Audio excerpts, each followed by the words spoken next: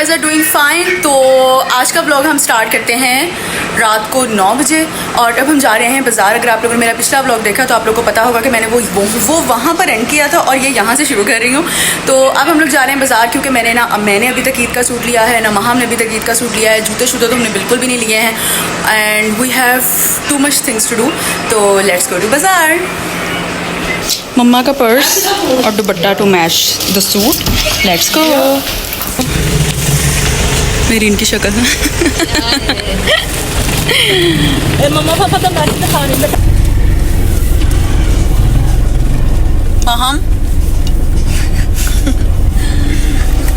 हम आ गए हैं बाज़ार और अब आ कर रहा है गाड़ी पार्क।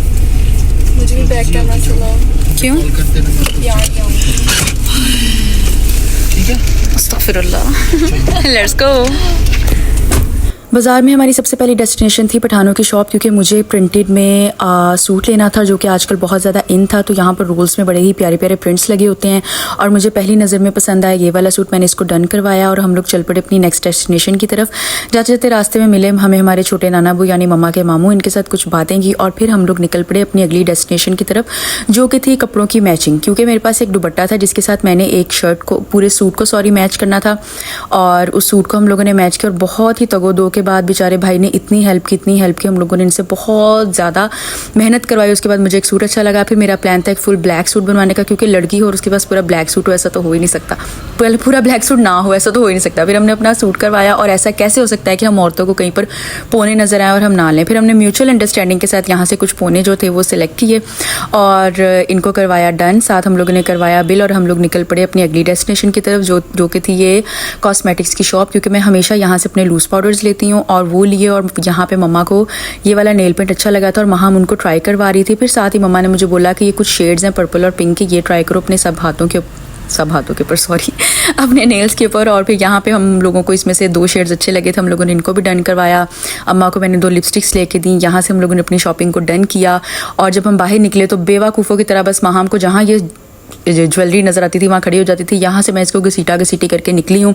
फिर हम लोग दोबारा पहुँचे इन पठानों की शॉप पे क्योंकि अम्मा के कुछ सूट्स जो थे हम भूल गए थे जिनके साथ हम लोगों ने मैचिंग करवानी थी, वो करवाई और यहाँ मैचिंग नहीं हो रही थी तो अम्मा काफ़ी ज़्यादा परेशान थी पर मैं थी तो मैंने सब करवाया, बिल पे किया और यहाँ से निकले।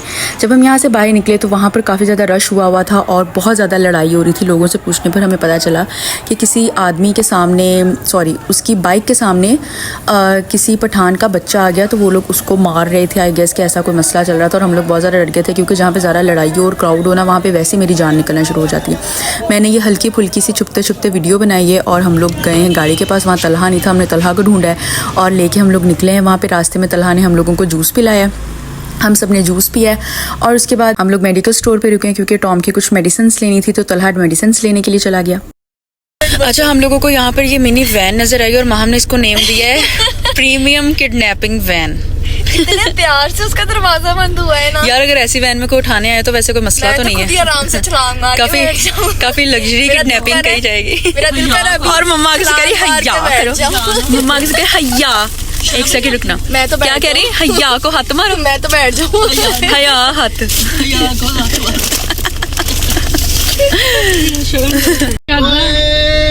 जाकर अब्बा की तरह जो यहाँ पर घर आते लड़ाई हो गई है।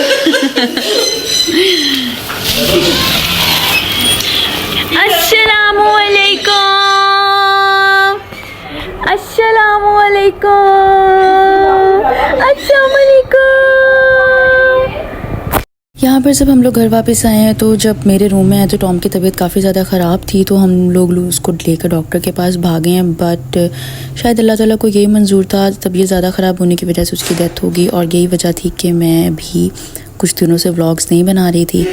तो अपने आप को 3-4 दिन स्टेबल करने के बाद आई डिसाइडेड कि नहीं, मुझे जो व्लॉग्स मैंने शूट किए थे मुझे वो डालने चाहिए। तो हेयर आई एम।